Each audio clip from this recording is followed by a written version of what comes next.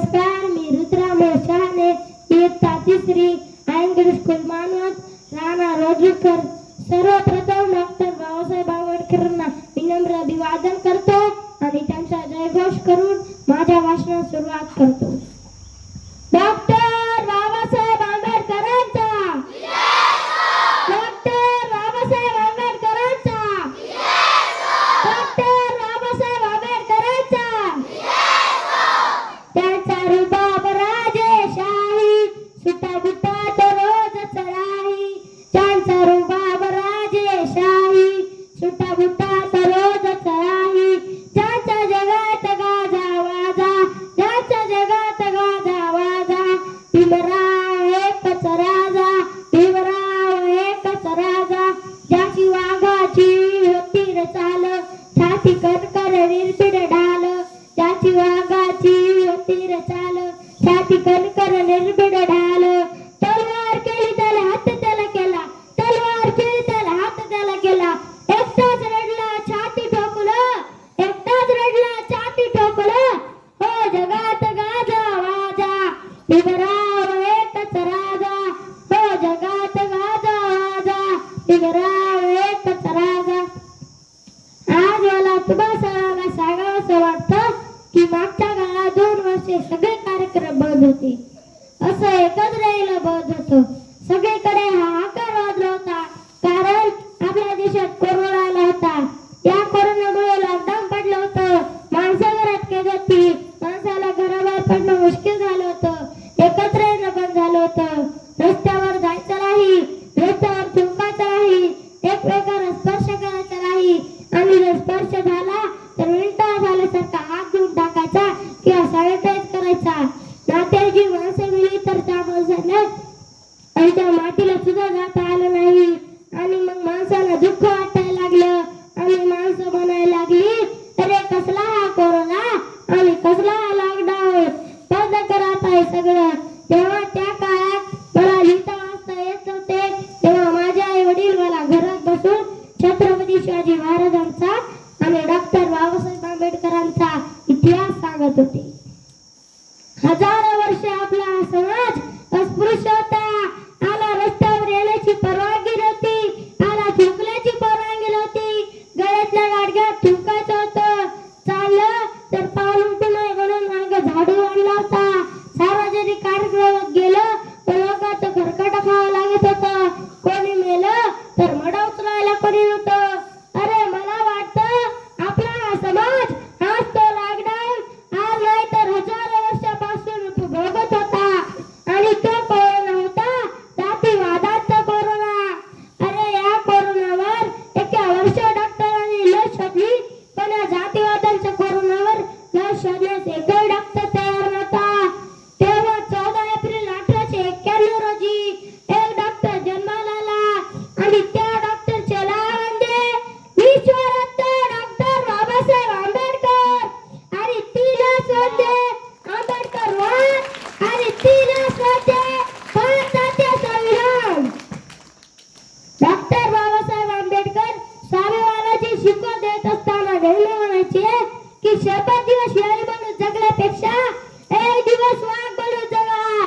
कारण बळी हा शेळ्या मेंढ्याचा दिला जातो, वाघ सिंहाचा नाही. आणि म्हणून बाबासाहेब म्हणायचे, गुलाबन कर जोगे तो कुत्ता समझ कर लात मारेगी ये दुनिया. गुलाबन कर जोगे तो कुत्ता समझ कर लात मारेगी ये दुनिया. और रवा बन कर जोगे तो शेर समझ कर सलाम ठोकेगी ये दुनिया. अगर रवा बन कर जोगे तो शेर समझ कर सलाम ठोकेगी ये दुनिया. त्याचबरोबर डॉक्टर बाबासाहेब आंबेडकर स्त्रियांच्या बाबतीत बोलताना म्हणतात की प्रत्येक समाजाची प्रगती ही स्त्रियांच्या प्रगतीवर मोजता येते. कारण जर स्त्री गुलाम झाली तर कुटुंब गुलाम होतं, कुटुंब गुलाम झालं तर समाज गुलाम होतो, समाज गुलाम झाला तर राष्ट्र गुलाम होतं. आणि अशा राष्ट्रात गुलामाचा जन्म होतो. त्यासाठी स्त्री शिकली पाहिजे, ती प्रगत झाली पाहिजे. आज मला इथे तुम्हाला डॉक्टर बाबासाहेब आंबेडकरांच्या जीवनातील एक प्रसंग आवर्जून सांगावासा वाटतो. एकदा बाबासाहेबांना येवलेच्या सभेला जायचं होतं. त्याच वेळी माता रमाई तापाने फडफडल्या होत्या. बाबासाहेबांनी डॉक्टरांना बोलवलं. माता रमाईवर उपचार केले. त्यांना औषध गोळ्याचे डोसही दिले, पण माता रमाईचा ताप काही कमी होत नव्हता. बाबासाहेब माता रमाईजवळ कायम बसून होते, त्यांची काळजी घेत होते. पण बाबासाहेबांना येवल्याच्या सभेला जाणं गरजेचं होतं. बाबासाहेबांनी कपाटातला कोट काढला, अंगावरती घातला आणि येवल्याच्या सभेला निघाले. त्याच वेळी माता रमाई त्यांना म्हणाल्या, साहेब, मी ते आजारी आहे, आपण फणफणत आहे आणि तुम्ही मात्र येवल्याच्या सभेला जातात.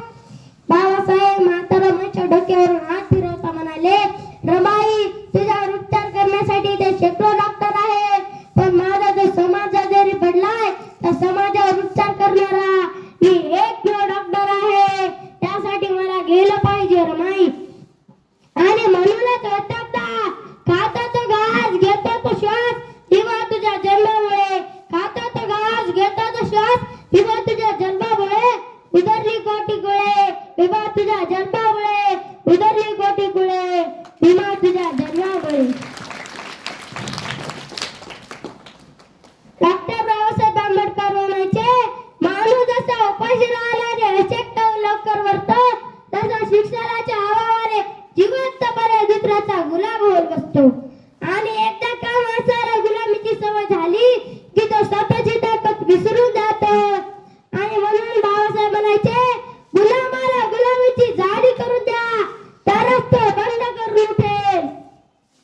त्याचबरोबर डॉक्टर बाबासाहेब आंबेडकर म्हणायचे, ज्याला दुःखातून सुटका पाहिजे त्याला लढावं लागेल. त्याला लढायचंय त्याला आधी शिकावं लागेल, कारण रणपडून जर तुम्ही लढायला गेलात तर पहिल्या झटक्यात हाराल. आणि म्हणूनच म्हणतो, लढने के लिए पढ़ना होगा, पढ़ने के लिए लड़ना होगा, लड़ने के लिए पढ़ना होगा, पढ़ने के लिए लड़ना होगा. किताबें तो बहुत सी पढ़ी होगी तुमने, किताबें तो बहुत सी पढ़ी होगी तुमने, मगर हक और अधिकार जानने के लिए ये संविधान पढ़ना होगा. मगर हक और अधिकार जानने के लिए ये संविधान पढ़ना होगा. आता मी शेवटी भीमगर्जना म्हणतो, घटना